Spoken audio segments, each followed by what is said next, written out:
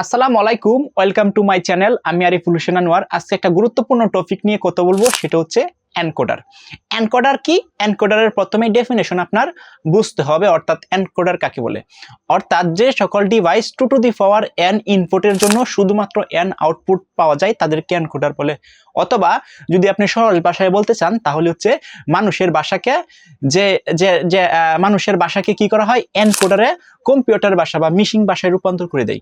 এটাই হচ্ছে আমাদের এনকোডার। ওকে, সো এনকোডারের ফার্স্ট অফ অল আপনার মনে রাখতে হবে, এটার যেন ইনপুট থাকবে, ইনপুট হবে 2 টু দি পাওয়ার n এবং আউটপুট হবে শুধুমাত্র n। দ্যাটস মিন এরকম হবে বিষয়টা,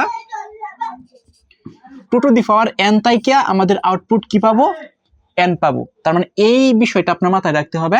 তার মানে যে 2 টু দি পাওয়ার n যেন আছে, এই 2 টু দি পাওয়ার n হচ্ছে আমাদের কি ইনপুট,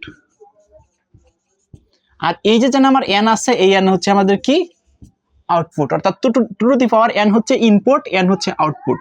এখন ধরেন n এর মান 2 আমি কত বসাই, n এর মান 2 আমি 3 বসাই, তার মানে 2 to the power 3, that's mean হচ্ছে 8। তাইলে এই ক্ষেত্রে আমাদের যে ইনপুট হবে, এই আমাদের ইনপুট হচ্ছে কত, 8।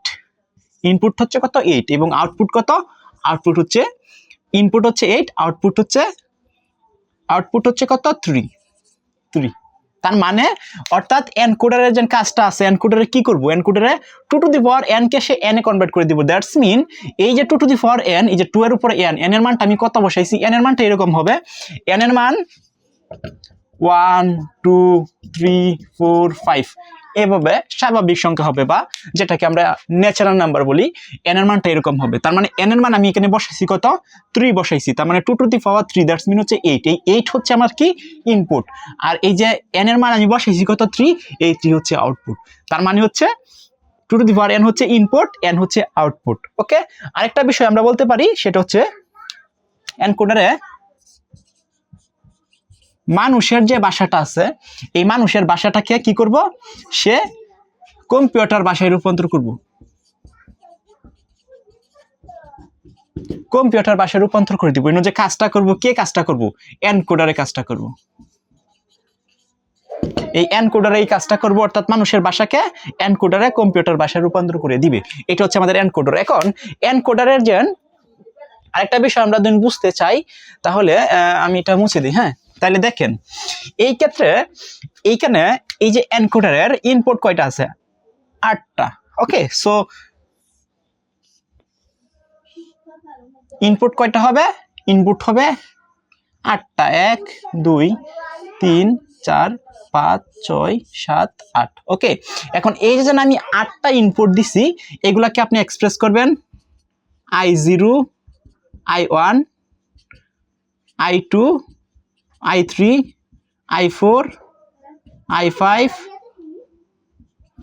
I6 এবং I কত, 7। অর্থাৎ I দ্বারা এক্সপ্রেস করবেন, অথবা আপনার যে কোনো একটা অক্ষর দ্বারা এক্সপ্রেস করতে পারেন। তাইলে ইনপুট যদি আমার 8 হয়, তাহলে আউটপুট কত, 3। তার মানে এখান থেকে বের হবে কয়টা, 3টা। আউটপুট কয়টা, 3টা। তার মানে আউটপুটকে আপনি ও দ্বারাও প্রকাশ করতে পারেন, এ দ্বারাও প্রকাশ করতে পারেন, অথবা ই দ্বারাও প্রকাশ করতে পারেন। তাহলে আমরা ই দ্বারা প্রকাশ করি। তার মানে ই কত, E0 E1 E3। সো এই হচ্ছে ডায়াগ্রাম বা চিত্র।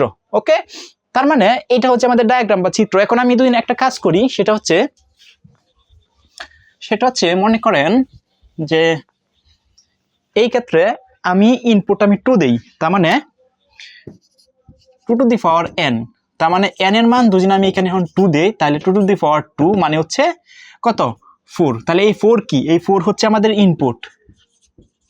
তাহলে আউটপুট আমার কত, 2। আউটপুট কত, 2। সেই ক্ষেত্রে আমি দুদিন ডায়াগ্রামটা আঁকি, তাহলে আমার ইনপুট কয়টা যাবে, ইনপুট যাবে 4টা। তার মানে 1 2 3 4, 4টা ইনপুট যাবে। তার মানে ইনপুটগুলো এক্সপ্রেস করতে পারবেন আপনারা I0 I1 I2 I3। So এখন বলতে পারেন এখানে I0 I1 0 থেকে কেন শুরু করছে, এখান থেকে 1 থেকে শুরু করতে পারবো না? হ্যাঁ, আপনারা পারবেন। I1 I2 I3 দিতে পারবেন, যেহেতু 0 থেকে আমরা প্রোগ্রামিং এর ভাষায় থেকে পঞ্চম অধ্যায় যেটা আছে প্রোগ্রামিং ল্যাঙ্গুয়েজ, সেখানে আপনারা জানবেন সে যদি ইন্ডেক্স করা হয় সেগুলো হচ্ছে 0 থেকে শুরু করা হয়। সো দ্যাটস ওয়াই আমি এখানে 0 থেকে শুরু করছি। তার মানে আমাদের এখানে ইনপুট কয়টা দিছে, 4টা। তাহলে আউটপুট আমার কত, 2। তার মানে এখানে আউটপুট কয়টা থাকবে, আউটপুট থাকবে 2। তার মানে আউটপুটকে আমরা কি দ্বারা প্রকাশ করি? ই দ্বারা। তার মানে E0 আর কি হবে E1। এই হচ্ছে বিষয়। সো এই লাগার জন্য আপনারা মাথায় রাখতে পারেন। তাহলে পরবর্তী ক্লাসে আমরা হচ্ছে এনকোডারের যে শর্তাক্ষর নিয়ে আছে সেটা নিয়ে আলোচনা করব। সে পর্যন্ত সবাই ভালো থাকেন, সুস্থ থাকেন, and stay connected with me. আল্লাহ হাফেজ।